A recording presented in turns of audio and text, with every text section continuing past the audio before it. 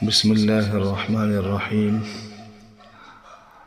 الحمد لله رب العالمين والعاقبة للمتقين، والصلاة والسلام على سيد المرسلين وعلى آله وأصحابه أجمعين. أعوذ بالله من الشيطان الرجيم. بسم الله الرحمن الرحيم. فويل للمصلين الذين هم عن صلاتهم ساهون. اور خرابی ہے ان نمازیوں کے لیے جو اپنی نمازوں سے بے خبر اور غافل ہیں۔ آج کی گفتگو کا موضوع ہے نماز کو غفلت سے پاک کرنے کا طریقہ۔ اس آیت پاک کے اندر اس بات کی تنبیہ کی گئی ہے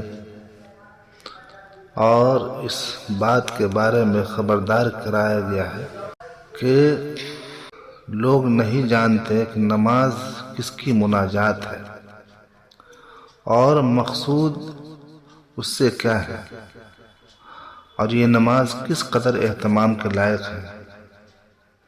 یہ کیا نماز ہوئی کہ کبھی پڑھی کبھی نہ پڑھی، وقت بے وقت کھڑے ہو گئے، باتوں میں اور دنیا کے دھندوں میں جان بوجھ کر وقت تنگ کر دیا، پھر پڑھی بھی تو 4 ٹکریں لگا لی، کچھ خبر نہیں کس کے روبرو کھڑے ہیں اور احکم الحاکمین کے دربار میں کس شان سے حاضری دے رہے ہیں۔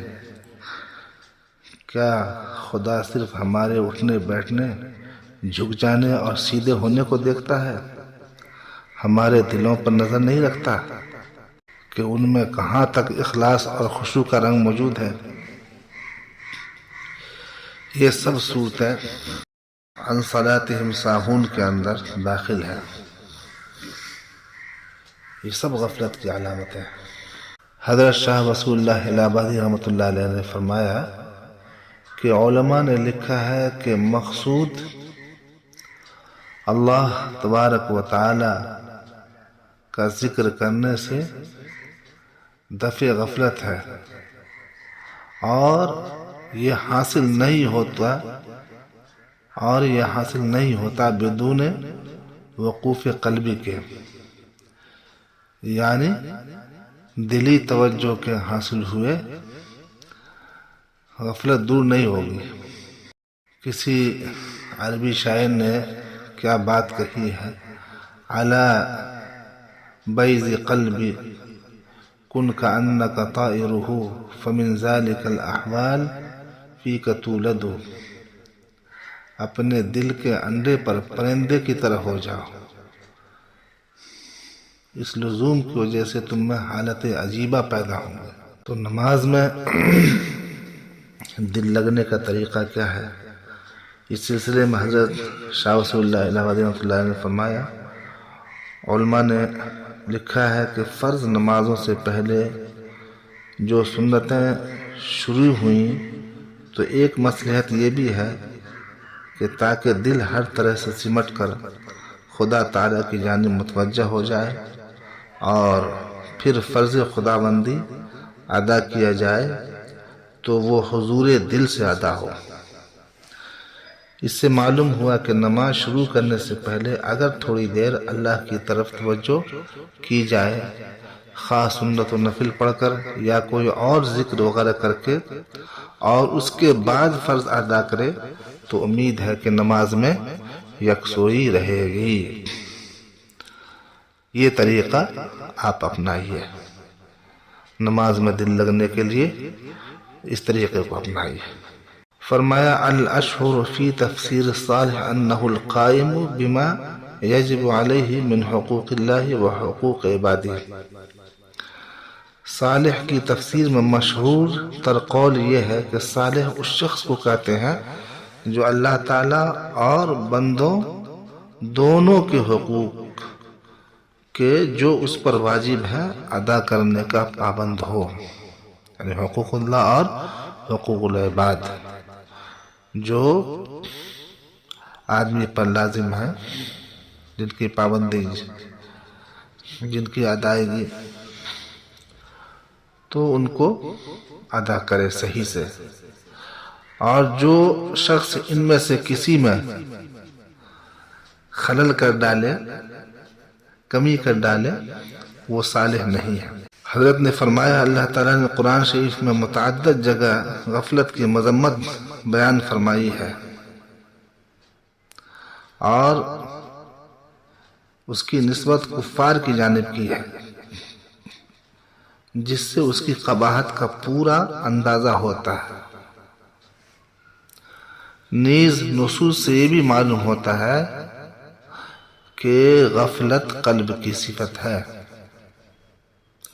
چنانچہ حق تعالیٰ کا ارشاد ہے، وَلَا تُطِعْ مَنْ أَغْفَلْنَا قَلْبَهُ عَنْ ذِكْرِنَا۔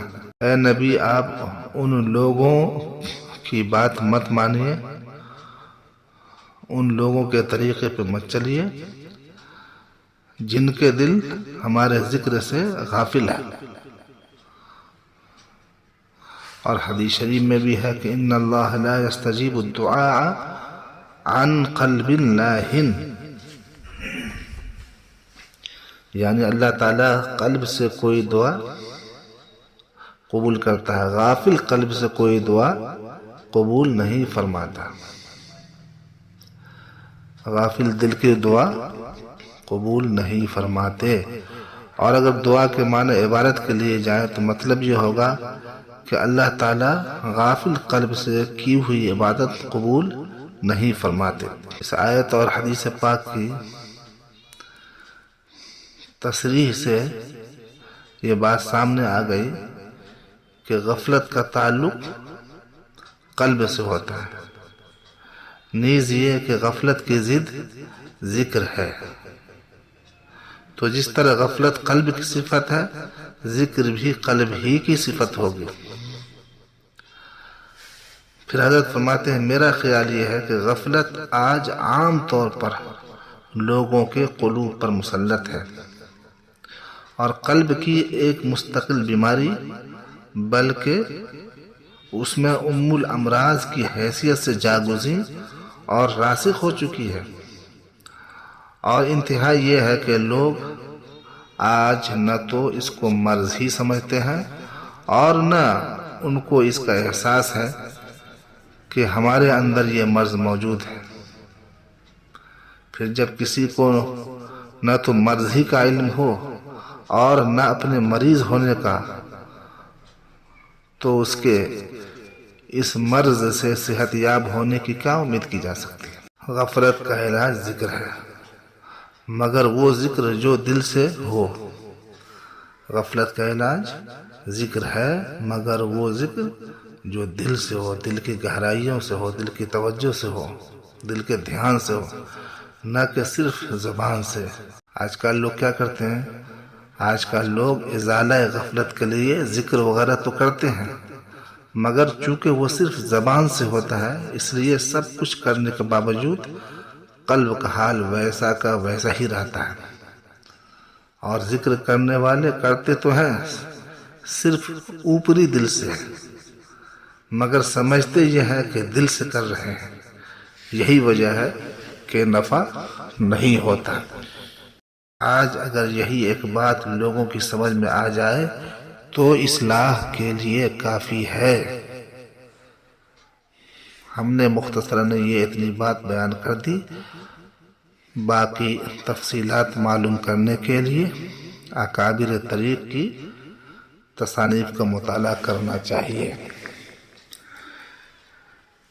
اللہ تبارک و تعالی ہم سبوں کو اخلاص کے ساتھ نماز پڑھنے اور دعا کرنے کی توفیق عطا فرمائے، ہمارے دلوں کے زنگ کو دور فرما دے اور اعمال میں غفلت سے نجات عطا فرمائے۔ آمین یا رب العالمین۔